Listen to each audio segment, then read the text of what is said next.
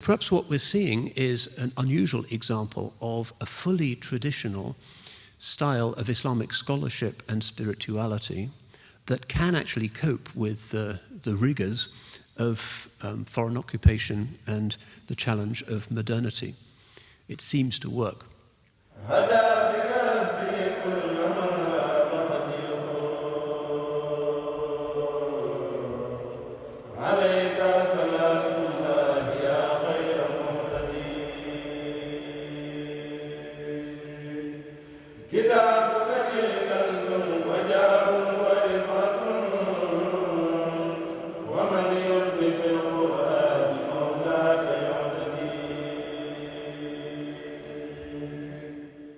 Bismillahirrahmanirrahim. Alhamdulillahi Rabbil Alameen. Wassalatu wassalamu ala akramil anbiya'i wal mursaleen. Sayyidina Muhammadin wa ala alihi wa sahbihi ajma'in. جاورت بالفرقان ربي المعين ملكت نفسي وزحزحت اللعين. This is not going to be an academic talk. This is more in the spirit of the fraternal encounters that we've been having at Cambridge Muslim College over the last few years, when we ponder in a way that is real rather than just theoretical the implications for our current situation of the classical legacy which produced not just books, but also men and women.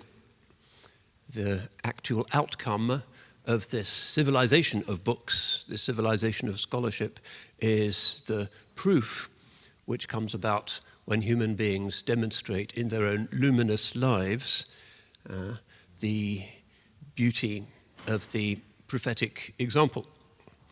We always teach things at CMC, or we seek to, with the Holy Prophet alayhi salatu wasalam in mind.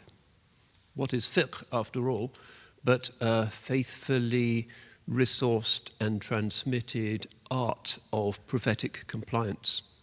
It's ultimately an exercise in sorting out good practice from ego practice and identifying the good practice with the way of the chosen one, sallallahu alayhi wasallam. And we've noted in the course of these paradigms lectures the unity that exists in the diversity of this ummah and its various storied figures. Women as well as men, people from the East, people from the West, converts, born Muslims, educated people, not so educated people, scholars, warriors. It's a diverse image of what it is to be an exemplar, perhaps a better word, more congenial to our tradition than leader, which has a slightly sort of management science feel to it. We're looking for those who are following the leader, who is uswatun hasana, an excellent example. To lead in Islam is to be led by the chosen one, sallallahu alayhi wasallam. And whether one person follows you, or no people follow you, or millions of people follow you, is not quite the point. The point is overcoming the lower self, conforming oneself to the way of the ultimate leader, who is the chosen one, alayhi salatu wasalam. Now, this is not an academic talk, but let's just begin with a reflection on some recent statistics. Some of you will have noticed that the media was buzzing with reports on the religious changes which are happening in the United Kingdom.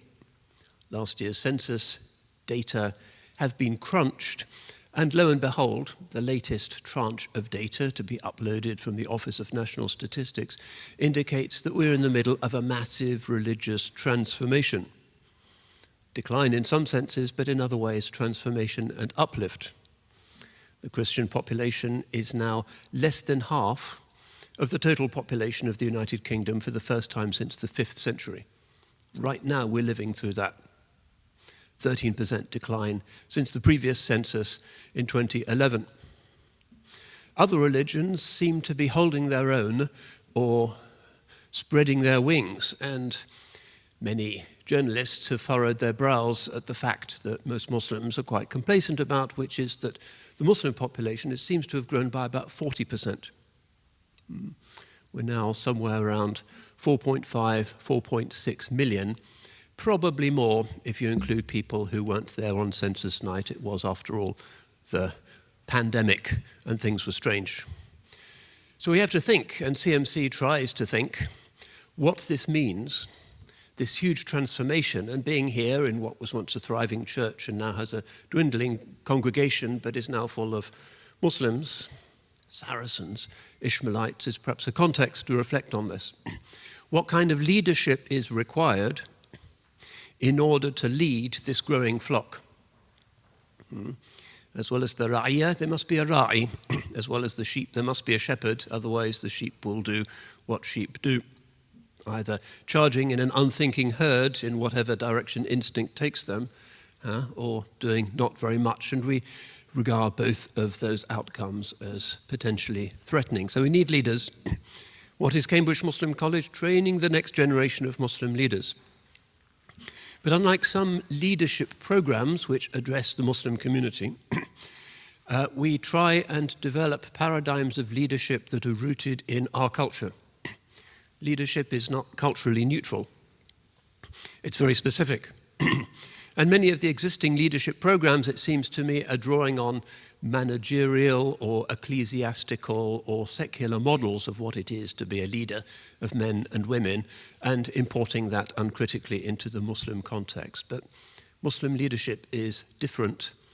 Cambridge Muslim College is trying to create Muslims that do not have a Western half of their brain and an Islamic half of the brain and are walking around in a slightly schizophrenic state, but have a single unified brain, a single worldview that is apt to become a leadership community.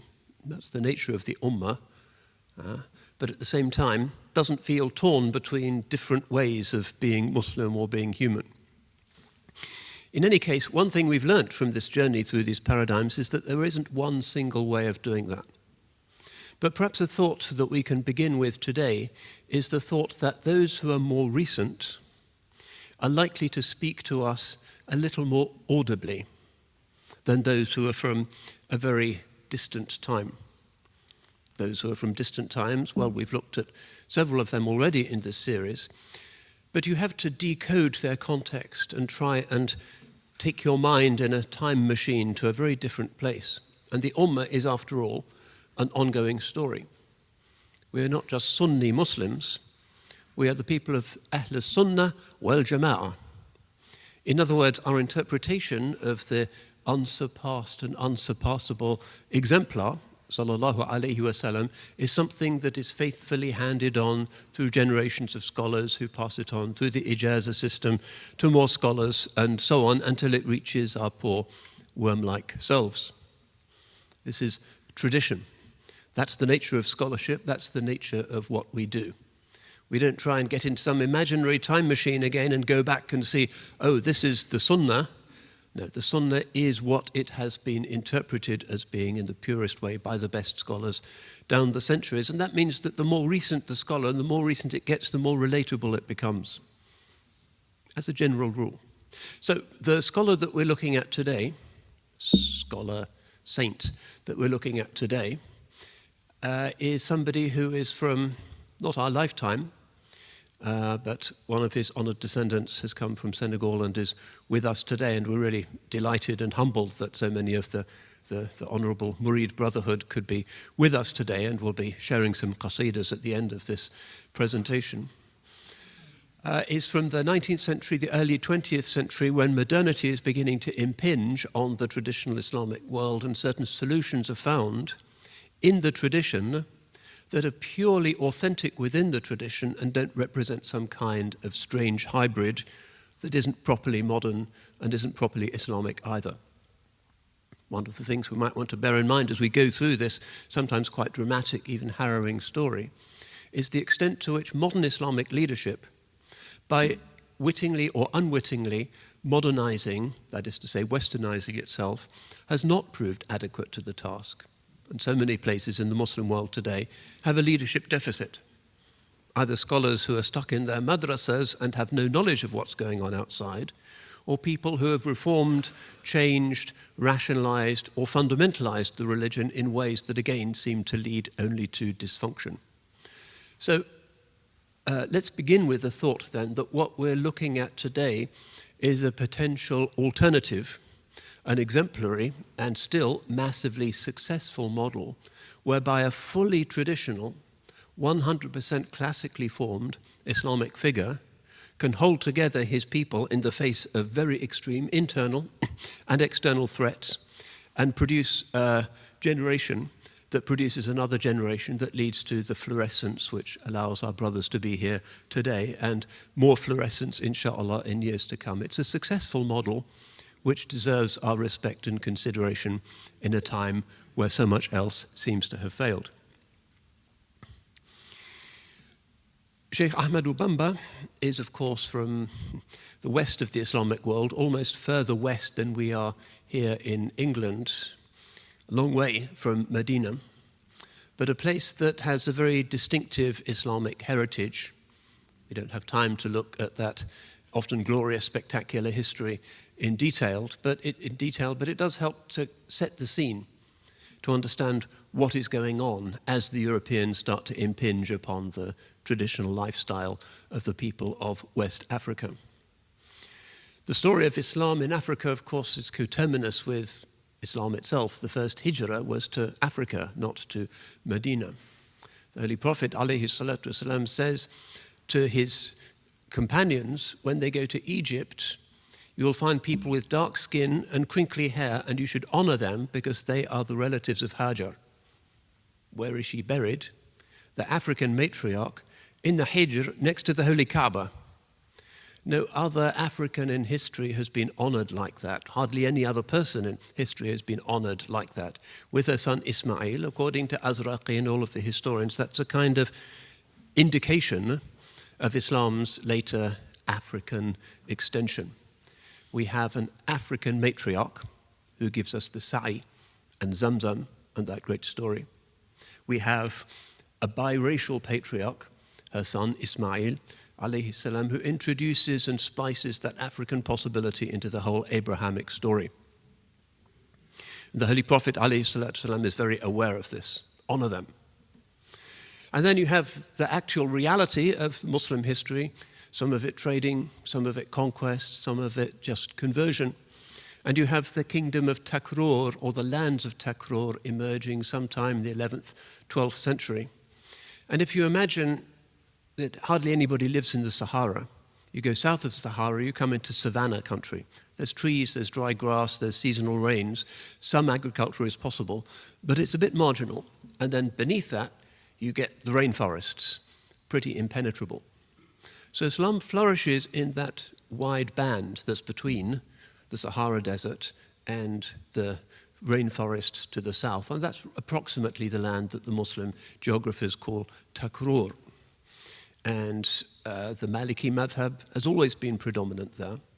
This was cemented when the Murabitun, the great Almoravid dynasty, who we think of building those amazing things in the city of Seville, far to the north, also down as far south as the Senegal River. They were staunch Malikis, and the region has always been very devoted to the madhab of Imam Malik, radiallahu an.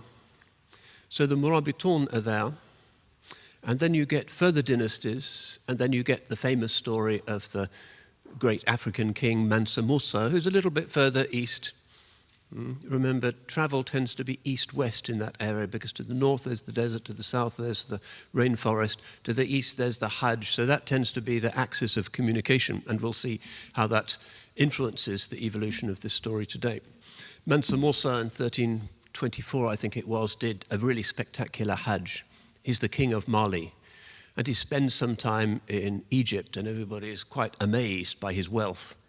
They say he gave away so much that the price of gold in Egypt started to go down. People had never seen that before. He goes, according to the historians, with 70,000 followers on Hajj. It's a very spectacular thing. Ibn Khaldun notes him and says, well, he was a good and a just king. So it's already become not a marginal place, even though it's geographically far away, but a center of very considerable civilizational importance, scholarship, and excellence. And it's Mansa Musa who incorporates the city of Timbuktu into his empire He visits it on his way to the Hajj and on his way back incorporates it and founds the great Sankore University, which is in all of the cities of the Sahel, perhaps the best known and most ancient of the great centers of Islamic higher learning. The building is still there, along with the great mosque that Mansa Morsi built there with the help of Andalusians, and a major civilizational center. So it might seem to some of us that we're looking at somewhere that's kind of on the edges, but it's not, in fact. It's very incorporated into the world of very mobile, traveling Islamic civilization, and the scholars are scholars of a high level. And then the Europeans show up. The Europeans, first of all, the Portuguese, the first of the kind of troublemakers, because they bring the Inquisition with them. They're quite fanatical, really. So the Portuguese appear in 1445 on the coast of Senegal, and then there's a tussle between the European powers. The Dutch are there for a while, and they occupy the island of Gorée, which becomes the great slave trading island for the Europeans as they take Africans across the Atlantic. The Dutch are there first, and then the British turn up, and then the French turn up. And what they find is this world of the Sahel, where people are educated but in a very different kind of tradition, and where there's a kind of balance, sometimes disrupted, but sometimes real, between traditional forms of religion, Islamic forms of religion. It's kind of, there's local skirmishes, but it's not like Europe, where you have the wars of religion and the Reformation and great explosions of religious hatred. A third of the population of Germany dying during this period as a result of wars between different Christian factions. So what becomes known as Senegal is caught between different civilizational spaces and takes some time before it really catches up, you could say. So to the north, you have the scholars of Mauritania, which is desert, and the scholars are often nomads, but scholars of a very high degree. To the east, you have Timbuktu, Gao, and the other centers of learning along the Niger River, and then further to what we call Sudan and beyond. Very high degree of scholarship there as well. But to the south also, there's a region called the Fouta Djallon, which also has an impact in the shaping of Senegambian Islam. This is a plateau, a high mountainous region largely in what's now called the Republic of Guinea. Sometimes they call it Africa's Switzerland because it's really high, so it's relatively cool, agricultural, prosperous area, and absolutely a citadel of Islam for at least 600 years. And the Fouta Djallon, still famous for its scholars, produces a class of ulama called the Jakhanke, who are Maliki ulama with certain particular dispositions. They tend to be relatively tolerant of traditional religion and give people time in order to complete their Islam. They're very tafsir focused. They have a high degree of these. It's a very endogamous group. They marry amongst themselves, and it's kind of a caste. They're very interested in spreading Islam to the north and to the south. They're generally not jihadists, unlike some of the other Muslims in West Africa at the time. They're scholars and engage in the jihad of the pen. And being just to the south of Senegambia, of course, they have an influence as well. And after Sékou Touré and his Marxists took over in Guinea at the beginning of the 1960s on independence, quite a lot of the Jakhanke and their descendants went into Senegambia, where they continue to contribute to the religious mix there. So Senegal, to the north, to the east, and to the south, you have these Islamic citadels. It's not really on the edge. And part of the story of AHMADU BAMBA is the story of finding ways which are compassionate but successful of helping people over the watershed between traditional pagan religion and into his very kind of Sunnah-compliant interpretation of Islam. So the French end up becoming the preponderant power in what ends up being called Senegambia. None of those borders really make a lot of sense locally. The predominant language in Senegal is Wolof, but there's Wolof speakers in Mauritania, some in southern Mali, some in northern Guinea. It's the usual case of colonialists putting borders in destabilizingly wrong places. And the French create a capital for themselves, Saint-Louis, which is they're on the coast in the north of Senegal. And to indicate their intentions, they name it after the most famous of all French crusading kings, who was given the title saint by one of the popes for his exploits during the Crusades. The town is still called Saint-Louis to this day. And it becomes the capital of what they call French West Africa, and is still quite a smart sort of colonial town with a lot of old buildings, and nowadays kind of being gentrified a little bit. Some of the buildings are bought by foreigners and locals and being done up, and it has quite a kind of prosperous air to it in many ways. Still predominantly Muslim town these days. So Saint-Louis is the capital and continues to be so until 1902. And the French are there not just for glory, but also for money. And along the Senegal River, you have the cash crop that's the staple in Senegal at this time, which is gum arabic, an ingredient of Coca-Cola, so obviously of great strategic significance nowadays. They're still producing it. So after various wars with the British, in 1814, the French finally established their control and start to move inland from the coast. And inland, they find a kind of patchwork of smaller kingdoms. The large kingdom of Jolof has just disintegrated, and there's minor towns with their own kings and their own rulers. Some of them Islamic, some of them non-Islamic, some of them kind of halfway between the two. Usually the pagan kings would have Muslim advisors, accountants, and so forth, because they could read and write. Kind of rather strange symbiosis.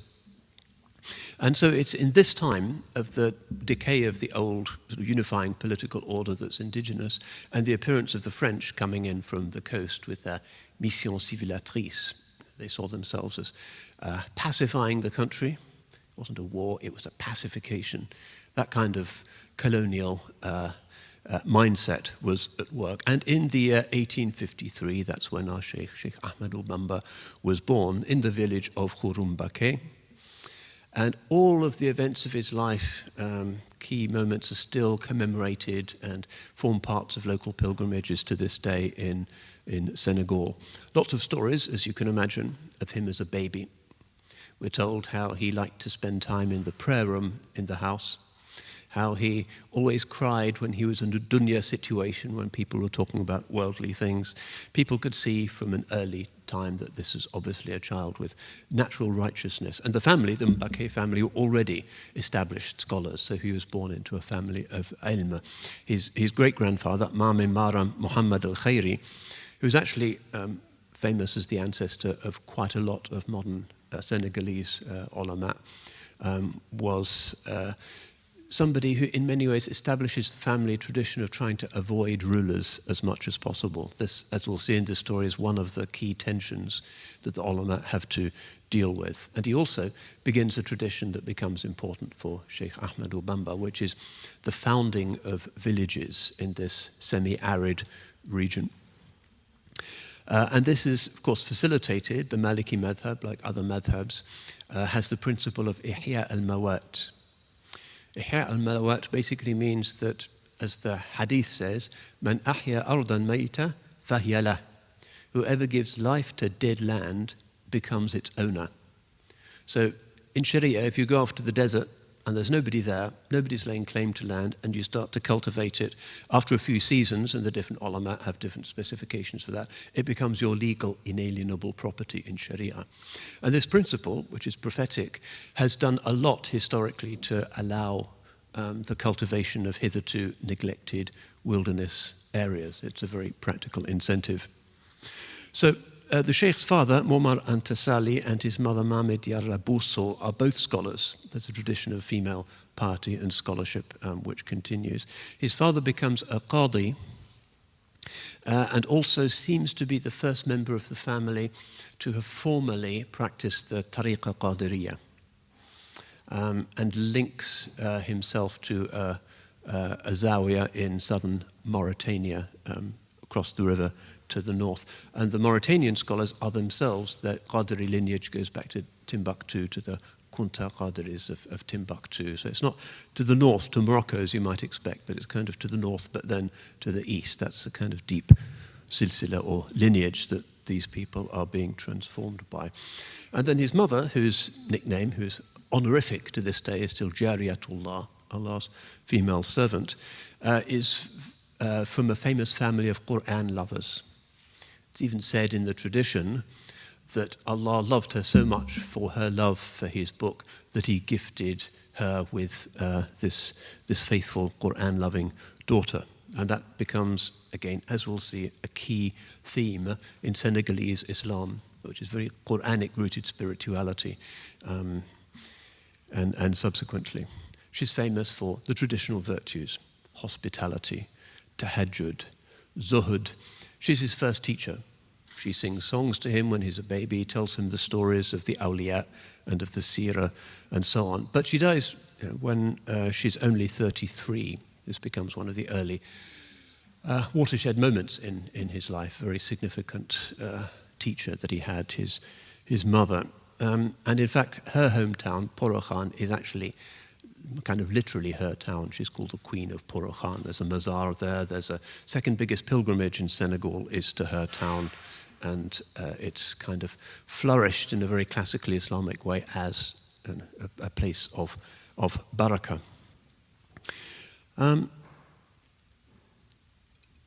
So the child, clearly destined for a life of piety and Quranic orientation, brought up with these blessed parents, his early education follows the traditional pattern, which is focused on the memorization of the Quran. His uncle, Sarin Muhammadu Buso, teaches him the Quran in the traditional way, which is the wooden lawh, and you write the verses on it, and then when the child has memorized the verses, you wash them off and you write them again. Things like books would not have been widely available, certainly not for children's education at the time. Education through stories of the saints, always hugely important in the upbringing of children in the traditional Islamic world.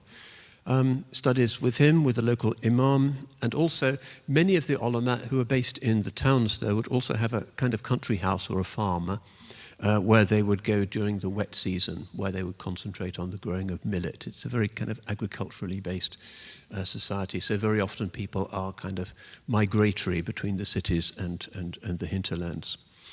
And on his journeys to the hinterlands, he acquires a taste for khalwa, seclusion.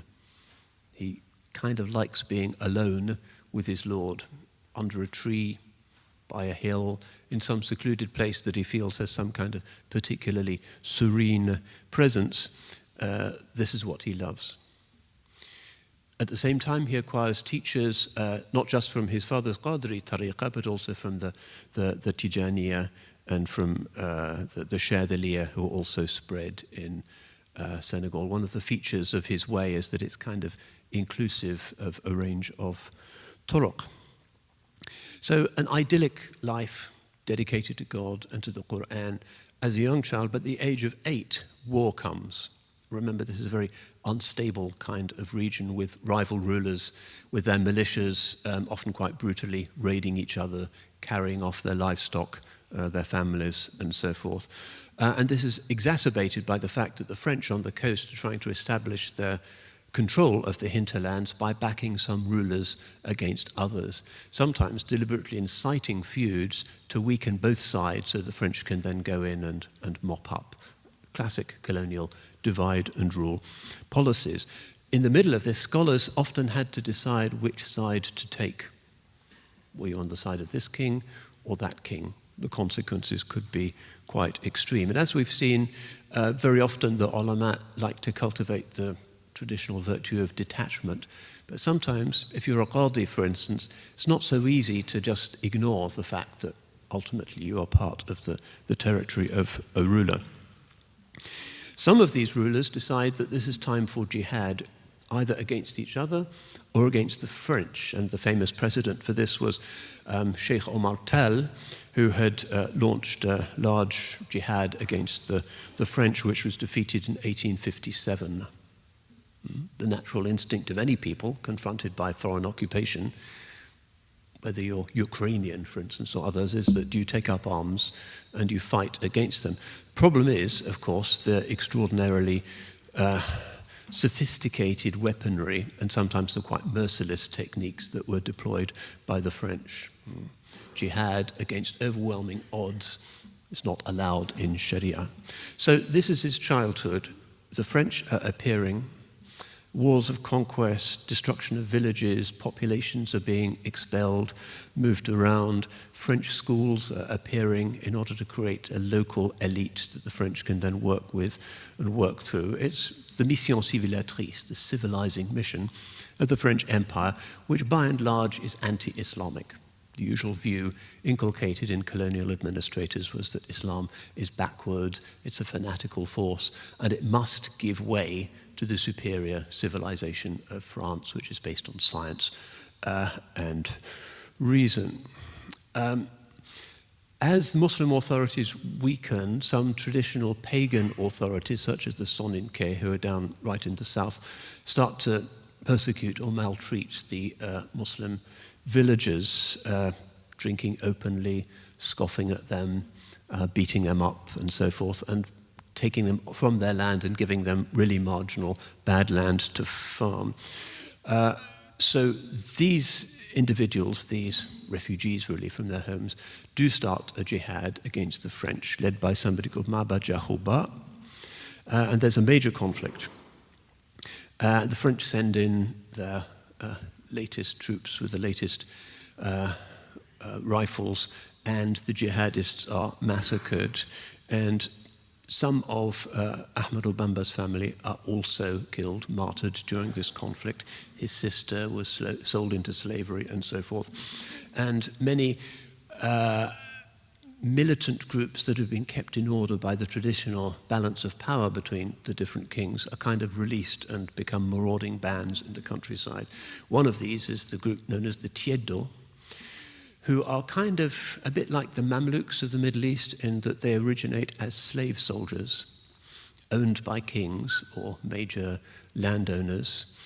And some of them are nominally Muslim, many of them are not Muslim. They are famous for drink. They tend to behave badly with women they encounter. They're kind of ruffians.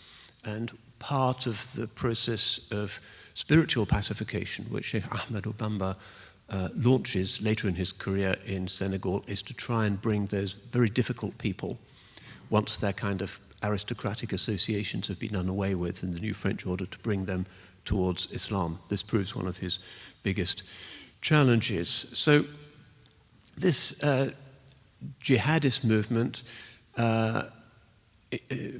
forces the ulama to move from major centers in central Senegal, Jolof, Baol, and so forth, the areas around where Sheikh Ahmadu Bamba is growing up, to the main city of the jihad is Saloum.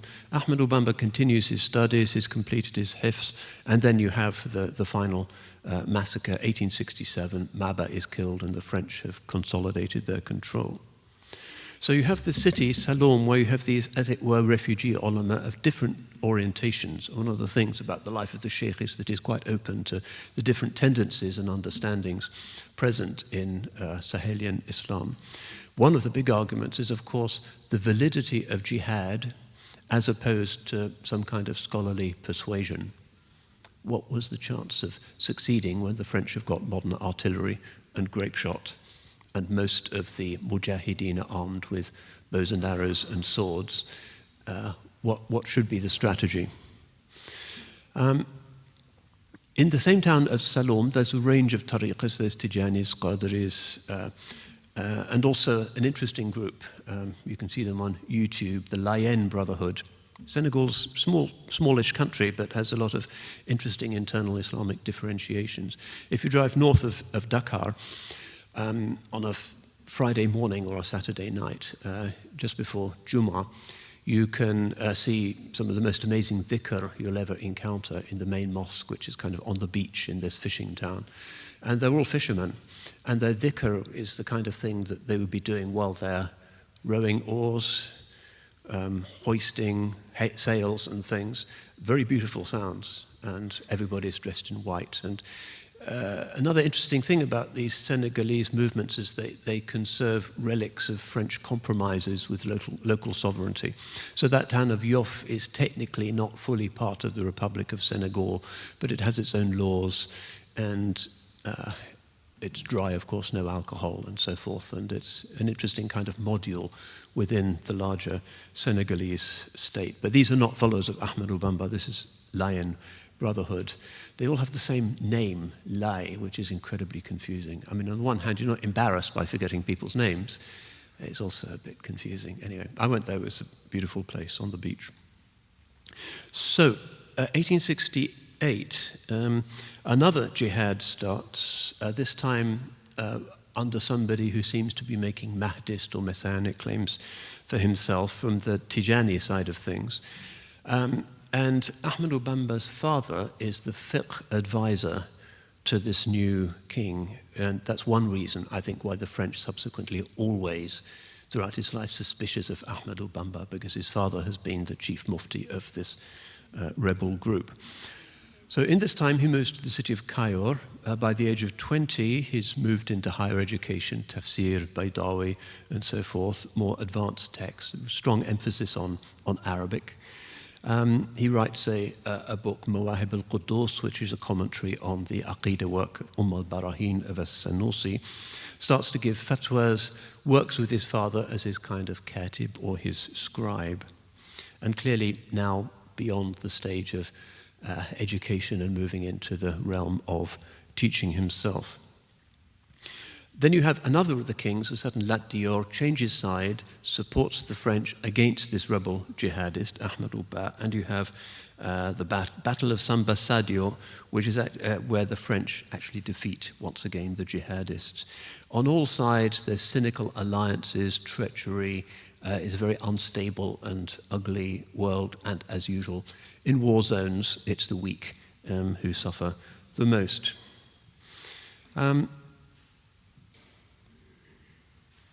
Now, AHMADU Bamba, in the midst of this, has taken the traditional fiqh position that the scholar is better off distancing himself from rulers. And in particular, he is telling Muslim rulers that they need to be freeing Muslims who they've enslaved in these internecine conflicts, and that gets him into trouble. So Lat Dior summons him, saying, "Who is this troublemaking jurist who's telling me what to do?" And he refuses to attend his court, saying, "The ruler should visit the scholar, and the scholar should not visit the ruler." AHMADU Bamba is also, it seems at this time, reminding his father that this is the best policy. He shouldn't be associating with rulers. On one occasion, he apparently left a little note to this effect underneath his father's pillow. It's a very polite society, and directly confronting your father would not be possible, but this has been recorded. At this time, he marries his brother's widow, Fatijah Toure, which cements his connection to the family. The next milestone is at the age of 30 in 1882, when his father is dying, and his father entrusts the Mbake family to him. And the janazah is obviously an event that attracts a large number of people, and in the time before internet, gatherings such as that were an opportunity to make an announcement and to get the word out on something important. And here he publicly declares his belief that one should not associate with rulers. So he says at the janazah, "It is not my custom to keep company with rulers. I look for no help from them. Allah alone is the one to whom I look for the granting of honor." This is pretty badly received. The Woloffs are generally polite and discreet people. And this kind of frankness is disconcerting. So he writes to King Lat Dior and says, "An alim in a king's court is like a fly eating impurity." Well, the king doesn't like this too much. And he retreats. He goes off into the savannah on Khalwa. And here he develops another aspect of his spirituality, which is a very close spiritual connection to the Sahaba, particularly those Sahaba who refuse to associate with fitnas of any kind or to associate with rulers. 1883, he leaves for 8 months, visits various ulama and awliya, attains ijazas, and Al-Hajj Kamara in Saint Louis gives him ijazah to be muqaddam and hands him the ritual turban and staff of that role. He goes to a Sheikh Sidiya, who is in Mauritania, who is from that line of Qadiris connected to the Kuntas of Timbuktu. Here he finds many manuscripts. He's able to improve his learning because educational standards are pretty high in Mauritania. He's also initiated into the Shadhiliya and is making very considerable spiritual progress. He gets back, and by now there's tensions between King Lat Dior, who is annoyed, and the French. In 1886, AHMADU BAMBA and Lat Dior supposedly meet, and it's said that Lat Dior actually repents at that meeting. AHMADU BAMBA tells him to lay down his arms and to stop fighting suicidally against these overwhelming odds.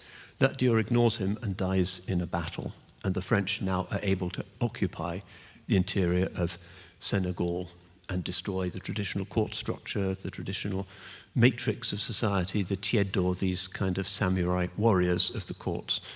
And in the midst of this chaos, AHMADU BAMBA goes back to his birthplace, Mbake Baoul.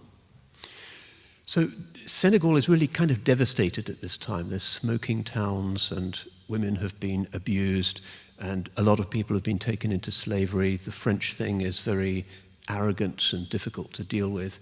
So he's looking at a kind of ruined country.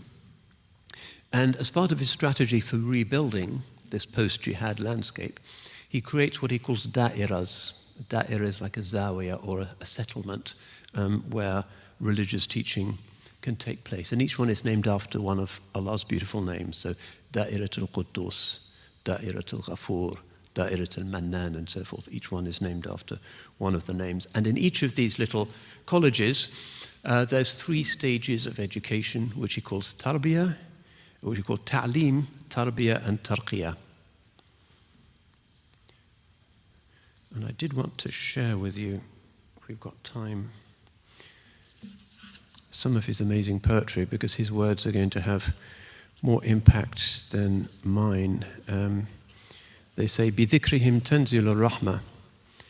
By mentioning these people, mercy descends. That's why I said this is not an academic encounter. If you are orienting yourself towards the fragrant memory of one of the men of Allah, then some of that barakah will, inshallah, not escape you. العلم عند العلماء ينقسم لظاهر وباطن سرا كتم. ينقسم لظاهر وباطن سرا كتم. ظاهره المصلح للأعمال والباطن المصلح للأحوال. فأول باسم تفقه دعي والثاني عنهم بالتصوف وعي. ثم تقديم الفتى الفقه على التصوف وجوبه قد انجلى. فمن إلى إخلال الأول انتمى هلك في الدنيا بحكم العلماء. ومن يكن بالثاني ذا الإخلال يهلك غدا بحكم ذي الجلال. And so on. What he's saying in this poem, and his form of instruction basically in this pre-internet world is by composing easily memorized poems in a simple meter. Why is it in Arabic? Because Arabic is the kind of language that unites the Muslims of Senegal. There are so many different local languages.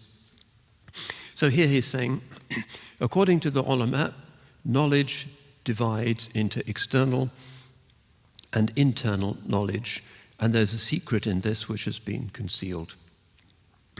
The outward knowledge is that which corrects actions, and the inward knowledge is that which corrects states. And the first is known by the name of fiqh, and the second is known by the name of tasawwuf. Tafaqquh, tasawwuf. And then the student should always put fiqh before tasawwuf. This is an obvious obligation. Whoever is guilty of neglecting the fiqh will be destroyed in this dunya, according to the ulama. And whoever is neglectful of the second shall be destroyed in the next world. That is the decree of the Almighty. So a very classical understanding of the relationship between Zahir and Batin. And this informs his famous educational reforms. So he's trying to deal with this shattered landscape with this policy of planting little colleges and lodges everywhere. And another feature of these da'iras is that quite often they're in quite remote places, they're settlements that he's establishing on the basis of this Ihya al-Mawat Sunnah principle. And so he encourages the students to spend much of the day in khidmah and also in cultivating crops, particularly groundnuts and millet. 1885, he moves from Mbaki Baul to Dar es Salaam, just to the north, with his brothers and 200 disciples, and is joined by some defeated, unemployed warriors, refugees, people who are fleeing from the Frenchification of the schools and looking for something authentic and Islamic. During this time, he says that he is looking for his special place, which he is already calling Tuba. What's the meaning of Tuba? He's looking for a place, nobody's heard of it, they don't know what he's talking about. Well, even the origin of the name, it sounds as if it's the Tuba tree in paradise, Sidrat al-Muntaha. There's a certain verticality and sheltering associated with the Mi'raj that makes a tree a kind of holy place. But he's looking, and another of the things that has come down to us in his writing is that he's very interested in sacred geometry and geomancy and the spiritual luminescence of landscapes. This is something that spiritual souls have always perceived. Native Australians are amazed by Uluru, and they're right. Muslims are amazed by Mount Uhud, they're right. Some of the Naqshbandis in this country like to visit certain places in the countryside of particular spiritual intensity. So that's why there's a Naqshbandi Zawiya in Glastonbury, for instance. It's something Muslims traditionally did to intuit to a kind of tafarrus, a particular spiritual potentiality in certain particular places. So he's doing this, he's looking for his place. It's not going to be necessarily the place of his birth. All kinds of stories, some of them no doubt legendary, about how he was beset by hyenas and lions as he wandered through the wilderness looking for this place. And then an angel tells him, when he's on his journeys, to retrace his steps. And he finds a tree and he prays under the tree, hoping for guidance. And then he says afterwards, during his sajda, he experiences an incredible flash of divine luminosity. And this is the year 1886, and that place is now the site of his famous mosque, which is said to be the largest mosque in Africa, and it's an amazing place. And he makes his famous Dua al-Kabir, his great dua: by thy bounty, by the name of he who guided me to you, O Holy Prophet, I petition you to make this a place of purity and peace. And visitors to the city of Tuba, wherever they come from, if they have a particular spiritual sensitivity, do notice the very strong sort of prophetic fragrance of the city, which you can also find in, for instance, the Dala'il al-Khayrat recitation in Marrakesh. There's a few places where the distinctive fragrance of the Mustafa is particularly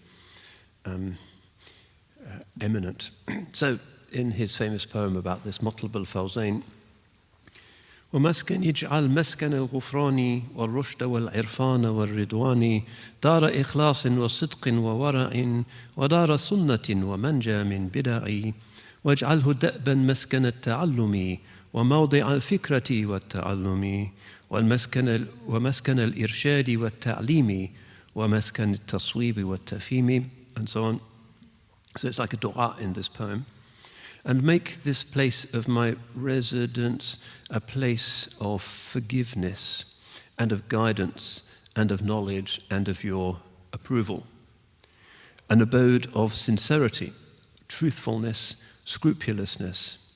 An abode of sunnah that is free from bid'ah. And make it constantly a place of learning and a place of thought and the acquisition of knowledge, and a place of guidance and instruction, and a place of correction and of the inculcation of understanding. It's a little bit like the famous dua for Makkah in the Quran, Rabbi ij'al hadha al-balada amina, oh Allah, make this city a place of security and serenity. But this is a really remote place. It's kind of nowhere where he's had this experience. There's nothing there except a little well. If If you go to Touba now, one of the things that visitors like is to visit the well Bi'r Rahma, the well of mercy. And otherwise, there's nothing, but he becomes known. His title is Serene Touba. It's one of his names, the Lord of the city of Touba. And it's a long way from any of the traditional rivalries because there's nothing there. It's a long way from the French colonial thing. It takes about 3 hours now to drive there from Dakar. It's like a ribat. It's in the traditional idea of a ribat, a kind of fortified sanctuary miles from anywhere. So he stays there and he evolves an increasingly prophetic form of devotion. And in 1895, he has his famous vision in Ramadan, a waking vision of the Holy Prophet, sallallahu alaihi wasallam. And according to the historians, he makes his bay'ah directly to him and dedicates his life to khidmah, which is why another of his titles is a Shaykh al-Khadim, the servant Shaykh, the servant of the Holy Prophet. So again, his poetry does bring a certain fragrance, so I'm going to share a little bit more. أبايع اليوم الرسول المصطفى بخدمة وأسأل الله الوفاء أحق بجملة الورى بخدمتي بالنظم والنثر رسول الرحمة زهدني طلوع الشمس في نظر إلى النجوم في السماء والقمر ظللت عابدا خديما للرسول من عام أيسش إلى عام الرحيل. So he's saying, today I have made bay'ah of the chosen messenger. My bay'ah is on the basis of my service, and I ask Allah to make me faithful in that service. He is of all creation the one who deserves my service the most. In my prose and in my poetry, he is the messenger of mercy. Now that I have seen the sun rise, I have no need of the stars and of the moon. I shall continue to be devoted and a servant to the messenger from this time until the day of my death. It's a very famous few lines which indicates the particular fragrance of his spirituality. It's very direct and intense connection with the Holy Prophet, and much of his writing is simply prophetic amdah and mada'ih. So you have this city which is springing up as people start to move to this place where the sheikh is kind of in his little hut or still under the tree just doing his ibadah, and people want to be with him, and so they start to build, although it isn't really a city for some years. And for those who come to be with him, to study with him, he imposes two overall rules. Firstly, they have to learn the Islamic sciences. Secondly, they have to avoid ever being paid for religion. So if you don't accept those two principles, you're not really going to fit in Touba. And to this day, it's a center of madrasas and scholars, and there's a whole street that I've been to with bookshops, and it's a city of serious scholarship. Another thing that's going on with this kind of new tariqah is that it's, unlike a lot of traditional West African society, which are quite hierarchical, he's accepting just about anybody and appointing anyone simply on the basis of their taqwa. So there's traveling singers, the griots, who are kind of rather low caste in traditional West Africa. He's very happy to have them as his murids. Slaves, former slaves, that's fine. Sometimes they even become sheikhs. It's very Ghazalian, this kind of upending of the traditional order, which for the traditional people, is not acceptable. And there's a lot of opposition, a lot of envy at this kind of reform. And as a result, some of the traditionalists and the former rulers and the French employees warned the French, saying, AHMADU BAMBA, out in the desert there, he's dangerous. He's getting an army together. He's preparing for war. This is going to be like Al-Hajj Omar Tal. It's going to be jihad all over again. Watch out. This kind of whispering begins. In this time, he acquires his three major deputies, who are still kind of known, loved figures amongst their descendants and others in Senegal. Serno Birahim, who's well known for his kind of religious rigor, a fiqh man. And then his friend, confident advisor, his half-brother, Sheikh Antam Bakeh. And then Sheikh Ibra Fall, who is from the city of Kayor, not far away, central Senegal, who is kind of his major domo, his official representative, his ambassador, and he calls him Bab al-Muridin, so he's kind of threshold. You just talk to him before you go in to see the sheikh. And he's famous for converting a lot of the kind of difficult, very traditional people, including the Tieddo, these kind of ex-samurais who are wandering around, not really being Muslim or continuing to drink or whatever. This guy, Ibrafal, is bringing them towards Islam. And something he finds is effective with them is that some of them say, we're not going to prostrate, we're not going to do those Muslim things. We're Muslims now, yeah. And so he utilizes their martial energy by turning them into agriculturalists. So all of these new da'iras, these settlements that are being created all over, he sends them out to those places and say, till the earth, make it fertile, produce crops. And this kind of ora et labora ethos becomes quite a successful way of sedentarizing these people. But he's an odd person, and to this day, kind of people in Senegal, of course, love him, but it's not clear that he's really Sharia compliant. He's kind of on the bridge between the two worlds. It's a big controversy in Senegal, but his spiritual descendants, the Baye Fall, you can see them they're quite spectacular because they have patched robes, they have dreadlocks, often they're musicians. Sheikh Lo, who's a famous Senegalese musician, is from that group, and very khidma oriented. So if you go to a big iftar gathering in Dakar, it's likely to be, they're the ones who are cooking and bringing the food. They also physically help with the construction of the mosque in Touba. And part of the greatness of Sheikh AHMADU BAMBA is that he's not enforcing complete compliance on everybody immediately, but is bringing them in a compassionate, understanding way and helping them to progress at their own pace. So these rumors are reaching the French, sitting behind their desks in Saint-Louis, reports coming in from spies, and they're getting anxious. And they're thinking, why would he go off to this nothing place if not to prepare for jihad? And because his father had been associated with Lat Dior, the French send a colonial administrator to write a report. That report has been preserved. It turns out the guy goes to his house, looks around, talks to him, doesn't find this army in the making.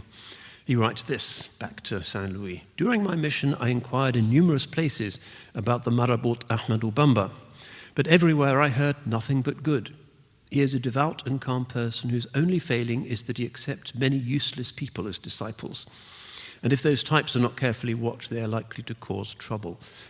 So the most he can do is to say that there are these kind of ruffians, ex-soldiers, slaves and so forth, who are hanging around his encampment, and that might be a source of worry. The sheikh is aware of this, so he disaggregates a bit, sends his disciples off to different places. And AHMADU BAMBA himself goes to Saint Louis to tell the governor, I'm not a militant, I'm just a teacher, I'm an educator. The French are suspicious and would do anything to try and find some kind of evidence, but they can't pin anything on him.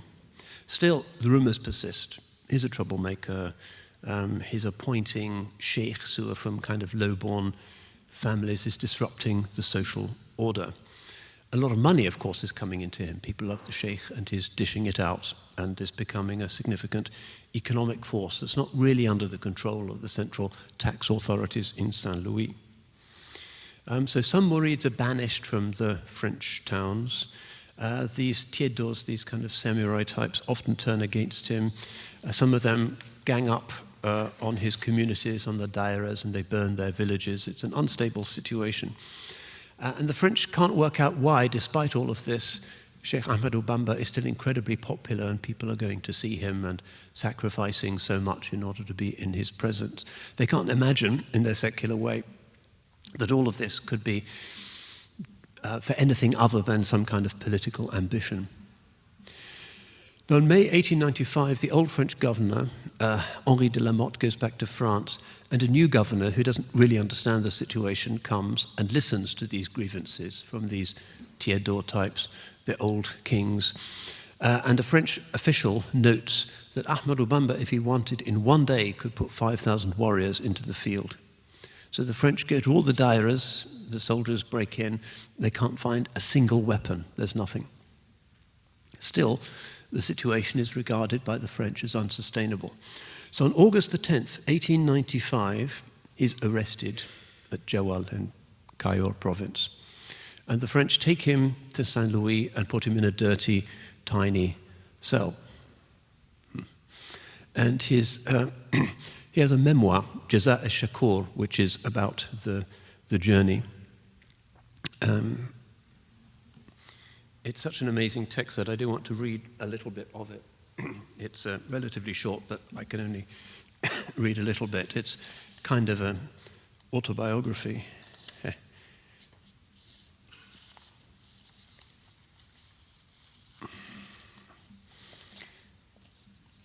Now, during this time, he's actually treated really badly. He's humiliated. The French are trying to discredit him in the eyes of the ordinary Senegalese. And after a trial, which just lasts a couple of hours, it's a kind of show trial, really, he's put onto a boat, a dirty Portuguese steamer, which sails down the coast, and is taken to a prison in Gabon, where he remains. But let's let him talk about this, because this is so unlike the usual prison memoir, the kind of ballad of Reading Jail, I'm the poor victim, my oppressors are so evil. This is coming from an Arif Billah. And what he recounts of it, what he wants people to know about it, is really quite disorienting. One of the great things about being with the awliya and traveling with the awliya is that everything is kind of a surprise. Because the ego does predictable things, but the ruh does whatever is spontaneously right and good in every situation. Very often that surprises us. Anyway, so this is what he writes afterwards. الحمد لله الذي جذب مؤلف هذا الكتاب إليه بكتابه العزيز وبأكرم الخلق طرا لديه سيدنا ومولانا محمد وعلى آله وصحبه أزكى سلامه وعلى كل نبي ومرسل فاز بإكرامه أما بعد. So he begins by saying Alhamdulillah, who brought the author of this little book to him through his precious book and by his most noble prophet, Sayyidina Mawlana Muhammad alayhi wa ala alihi wa sahbihi azka salamu, and upon all of the prophets and the sent ones, that great honor. فهذا تحدث ببعض نعم رب العالمين شكرا له تعالى على كوني خديم الهادي الأمين عليه بآله وصحبه الصلاة والسلام أبدا آمين. This is how he begins his kind of prison memoir. This is my discussion of some of Rabb al-Alameen's blessings upon me, out of gratitude to him and gratitude for his having appointed me to be the servant of the guide and the trustworthy one. May peace and blessings be upon him. And the whole thing is absolutely not a victim account, but the account of somebody who is absolutely full of the divine. اعلم أيها الأخ الصالح كفانا الله تعالى ضرر كل طالح أني خرجت يوم السبت رابع صفر عام جيسس من الدار التي بنيتها في أرض جلف. No, my righteous brother, may Allah protect us all from every miscreant, that I departed on Saturday, the 4th of Safar, on such and such a year. This is when he's arrested. From the Dar, which I built in the land of Juluf, بعدما أتتني برواية أمير الدار الذي جرى بيني وبينهما جرى من القدر. After the representative of such and such a governor came to me, and between me and him there had happened what there had happened. ولقيت وزيره الذي جمع جيشه إلى تلك الدار المبنية للتعلم والتعليم. So I went out to meet him and his representative outside, who brought his army to this dar, which I had built for learning and for teaching. عشية ذلك اليوم في موضع يقال له جيول. On the evening of that day, in a place that is called Jaywal. تفارقنا بعيد لقائنا بإذن الله تعالى العليم. Shortly after our meeting, we separated. وبت هنالك ليلة الأحد بإذن من هو تعالى الأحد. And I spent the evening of the following Sunday there by permission of the one who is Ahad. وَارْتَحَلْتُ مِنْهُ بَعْدَ صَلَاةِ الصُّبْحِ. And after the dawn prayer, I left. وأنا يومئذ أتلو القرآن وأصلي على من الصلاة عليه أجل الربح. And I was, during that time, you have to imagine, he's under arrest, he's being taken away by the soldiers. This is how he describes it. So I was taken away after the dawn prayer, and I was at that time reciting Qur'an and reciting blessings upon the one on whom the most profitable blessings could be said. وقلت في القرية المسمى بكوك, and I said in the village which is called Cook, دار الشيخ المختار الذي كان في زمنه سيد كل من كان في أمتي سيدنا محمد المختار في أرض الله تعالى كجور. So he passed through the village of a friend of his, Sheikh Mukhtar. واشتغلت في ذلك اليوم بنظم أسماء أهل بدر. On that day, I occupied myself by recollecting and listing the names of the people who died, who fought at the Battle of Badr. عليهم رضوان من بهم كفاني كل ذي غدر. Upon them be the good pleasure of the one who has kept me safe from every source of treachery. وبالصلاة والتسليم على سيدنا ومولانا محمد المفرج للكروب. And I occupied myself with blessings and peace upon Sayyidina Muhammad, who is the one who lifts all sorrows. من لم يزل بحر الندى وليثا في الحروب. The one who continues to be the dewdrop and the lion in the wars. عليه الصلاة والسلام. وسريت من تلك القرية المباركة مع كثير من الناس وكأني سريت بلا مشاركة. ووصلنا قبيل الفجر إلى القرية المسمى بلوك. So on that night we then traveled on, and it was though I was traveling alone, he said. And we got before Fajr to this other village. وأنا في تلك الليلة ممن على الله تعالى وحده ركع وقلنا فيما وأنا أتلو خير الذكر. So again he's making dhikr, and all he remembers of the journey is the dhikr that he's making. وأصلي على من بجاهه كفيت كل مكر. And I was blessing the one through whose blessing I was saved from all conspiracies and plots. ووصلنا إلى سفينة البر. We came to the land ship, by which he means the train. The French had built a railway line inland. لوجه الله تعالى وتعالى الذي جاد لي بالبر ودخلت السفينة, etc. And the ship set sail. And as I set sail on this ship, these words came to me. سبحان من في البر والبحر معا أجرى الجواري وكلا جمعا. سبحان من لي جاد بالسفينة في خدمتي لصاحب المدينة. سبحان من يولج في النهار والليل والإسرار في الإجهار. So all of this for him is just an opportunity. He's under arrest, he's in this little train. All he can think of is tasbih and gratitude. And then he describes very briefly the affair of his arrest. It would be good if we could continue, but he talks about what it was like on this ship and how he came, the ship put into islands and to ports where there was nobody who remembered God and there was no positive relations between people. And then he comes to this island where he's imprisoned. وفي تلك الجزيرة. He's not going to tell us about how the cell was or the chains or this. Remember, is 19th century France. This is the time of Papillon, desert island. You remember Steve McQueen, Dreyfus, and so forth. These must have been terrible conditions. You don't get any of that. Instead, what does he want to tell us about the island? Well, when he reaches the island, the first thing he does when he gets to the prison is to pray Salat al-Janazah.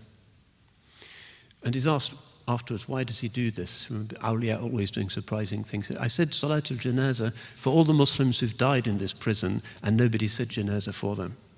So he's just thinking about people who he hasn't met, and he prays Janazah for them. And then he says, وَفِي تِلْكَ الْجَزِيرَةِ أَلَّفْتُ الْمُقَدِّمَتَيْن فِي الصَّلَاةِ عَلَى النَّبِيِّ الْأَمِينِ عليه بآله وصحبه سلاما من كفاني كل من ينكر ويمين. And in that island, what did he do? I composed 2 introductions to the blessings on the Holy Prophet. May Allah bless him and give him peace. He who has saved me from left and right from all misfortunes. One of them is in prose, and the other is in poetry. وناجيت في تلك الجزيرة الله تبارك وتعالى من المحرم إلى آخر ذي الحجة مناجاة تصير على كل من أنكر أو شك في شيء منها أبلغ حجة لكونها من فيض من إنما أمره إذا أراد شيئا أن يقول له كن فيكون. So he's talking about the various adhkar and praises that came to him during these months. وإني حينئذ ليس لي إلى غيره تعالى ركون.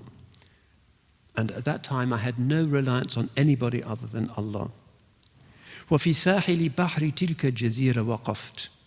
Once I stood on the beach of that island, مرتجلا وفي ارتجالي ما أشركت وما نافقت. And I was spontaneously composing without any idolatry and without any lack of sincerity. So, what's he saying? What is the poetry that naturally comes to his mind? لِيَا أَشْهَدُ بِكَوْنِي عَبْدُ مَنْ يَغْفِرُ الذَّنْبَ وَكَوْنِي خَدِيمَ الْمُصْطَفَى بَحْرَ مَا يُنْبَى. I bear witness that I am the slave of he who forgives sins, and that I am the servant of the chosen one at the Bahr of Mayunba. Mayunba is this island in southern Gabon, far from any Muslims. It's almost on the border with Congo. Very unhealthy, dreadful place. And the French probably had sent him there to die.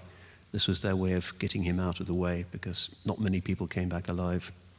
وَلِيَ أَشْهَدُ بِأَنِّي لَا أُدَاهِنُ مُشْرِكًا خَلِيلًا حَبِيبًا لِلَّذِي كَرُمَ الْجَنْبَ وإني خليل للمقفى حبيبه عليه وسلاما من كفاني به الكذب عليه سلام قائد قادني له به مع كتاب محكم طيب الجذب شكوري ورضواني لربي وللنبي على عصمتي من كيد طاغ به انكب مديحك يا خير البرايا سعادتي يقيني به إبليس ربي متى دبا مدحتك مدحا قد كفاني العدا معا بذكر حكيم فيضه نحو انصب. So I can't translate all of it, but basically it's a kind of ecstatic poem. He seems to be very joyful. He's saying, thanks be to Allah who's protected me from tribulations. I hope that Allah will forgive my sins. I'm honored to be the servant of the chosen one. The Iblis has failed to overcome me or to determine my enemies. It's a very lovely thing. And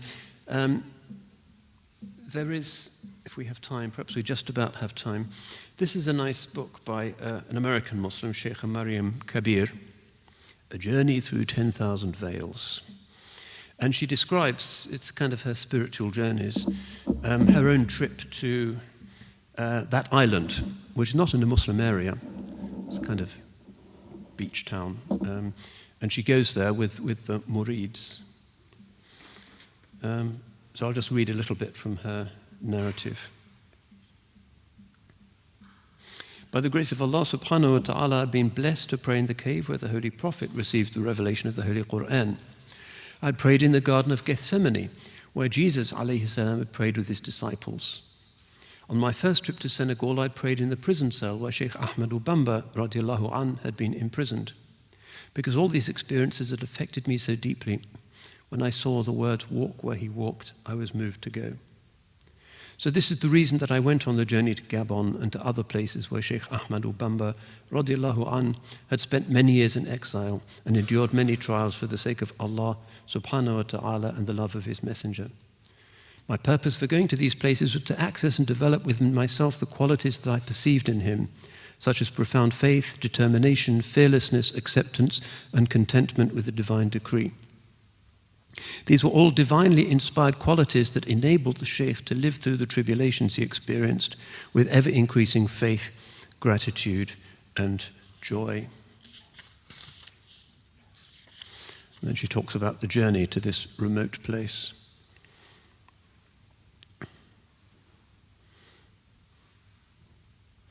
In the evening, dressed all in pilgrimage whites, we were transported to a huge tent. Dressed in the whiteness of the purity of the path, I felt tiny in the immense regal gathering, but also empowered with the grace given to us by God to focus the energy of that beautiful assembly.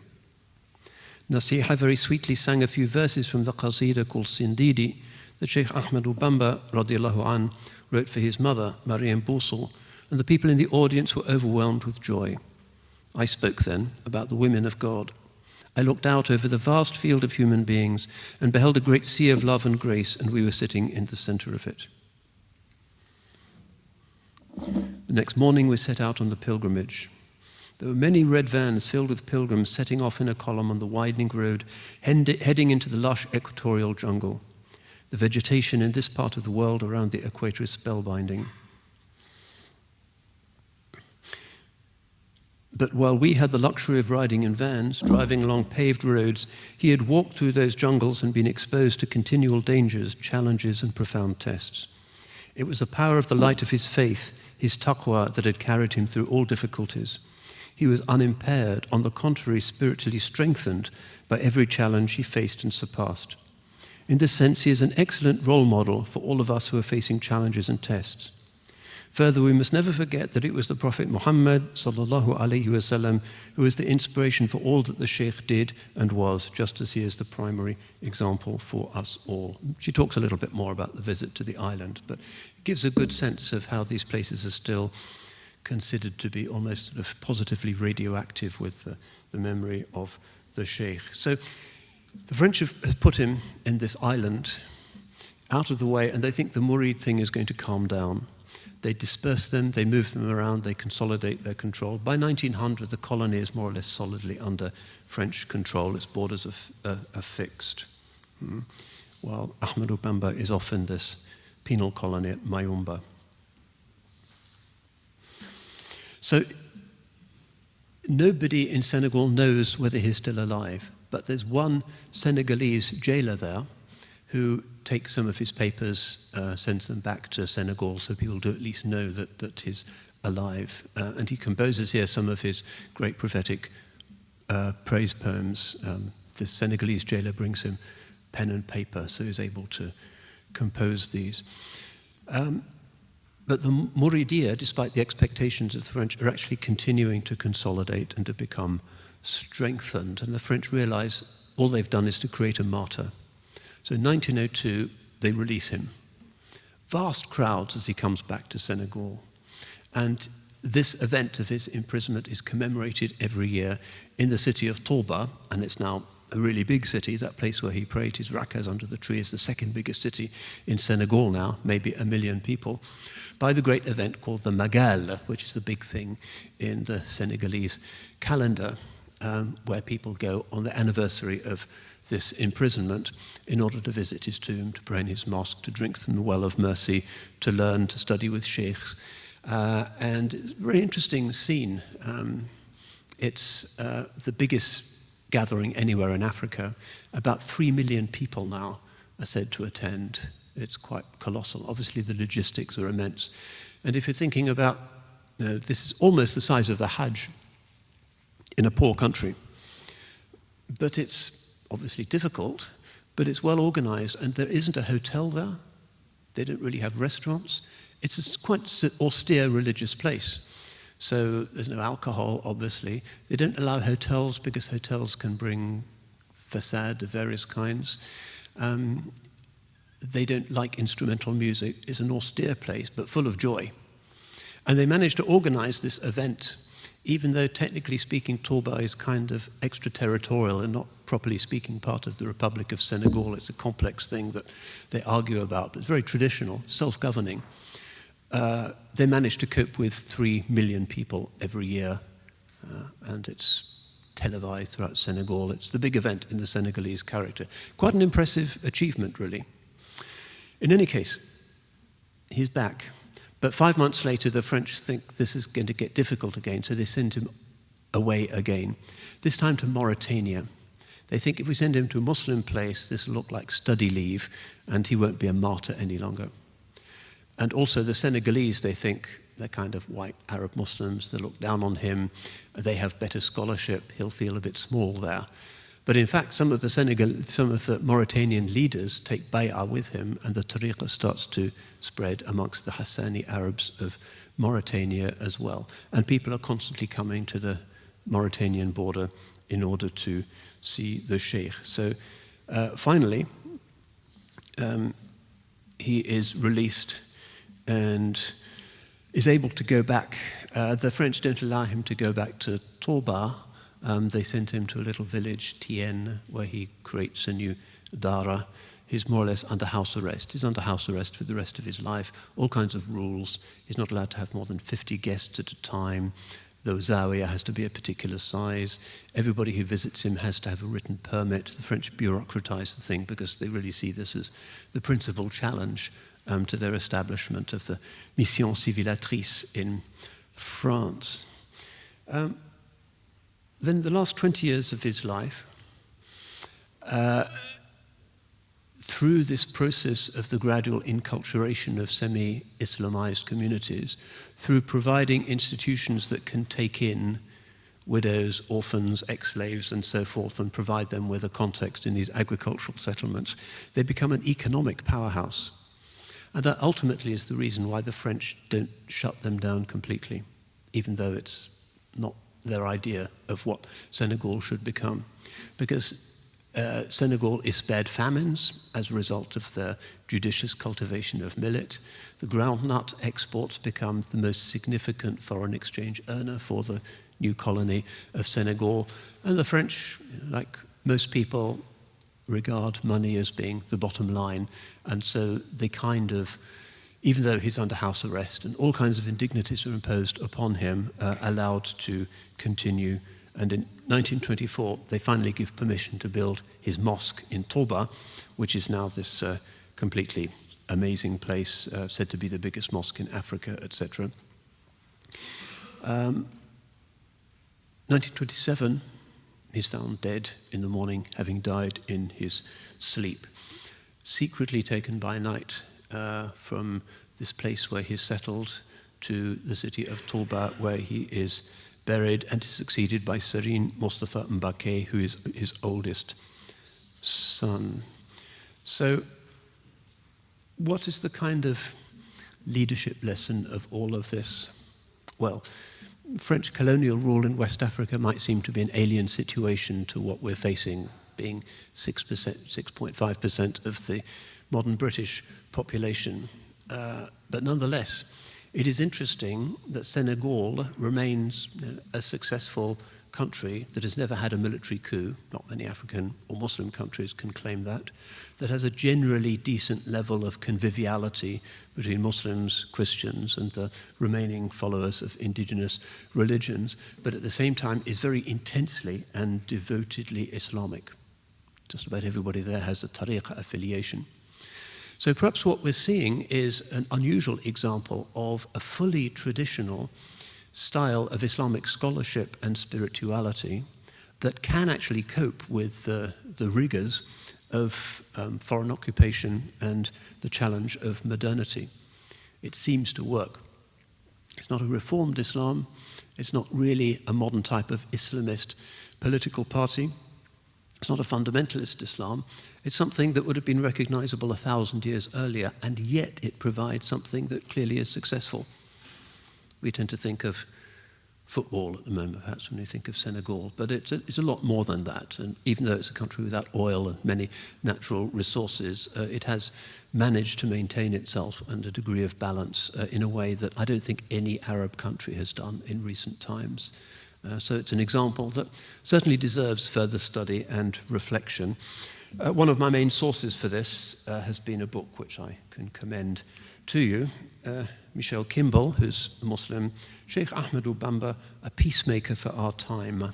It's quite a good, accessible, not too bookish or academic biography of the life of the Sheikh.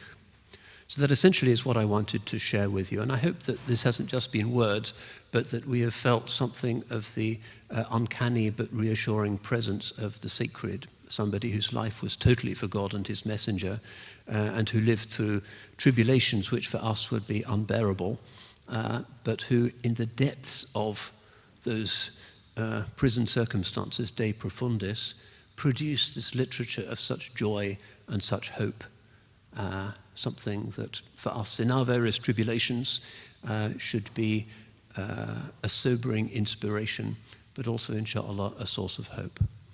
So thank you for your patience. I commend learning more about the Shaykh to you, and a visit to Touba, Dar es Salaam, definitely a transformative experience. But enough of my words, and inshallah we'll be hearing the real thing now when the Murids themselves will be sharing some of the words of the Shaykh in their inimitable style. And we are very honored that you would be with us today. Assalamu alaikum wa rahmatullah.